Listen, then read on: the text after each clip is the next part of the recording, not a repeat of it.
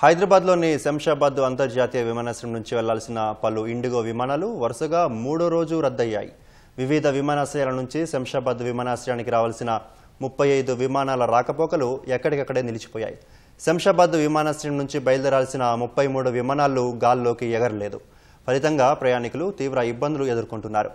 శంషాబాద్ విమానాశ్రయంలో కొంతమంది ప్రయాణికులు ఇండిగో సిబ్బందితో వాగ్వాదానికి దిగారు.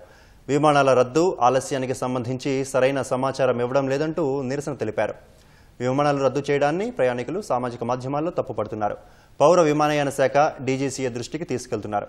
డీజీసీఏ స్పందించి ఇండిగోను వివరణ కోరింది. ప్రతికూల వాతావరణం, విమాన ప్రయాణికుల సంఖ్య పెరగడం, పైలట్ల విధులకు సంబంధించిన నిబంధనలు, కొన్ని సాంకేతిక సమస్యల వల్ల విమానాలు రద్దు చేయాల్సి వస్తుందని ఇండిగో ఇప్పటికే ప్రకటించింది. ఇతర విమానయాన సంస్థలు టికెట్ల ధరలను 3 రెట్లు వసూలు చేస్తున్నట్లు పలువురు ప్రయాణికులు వాపోతున్నారు.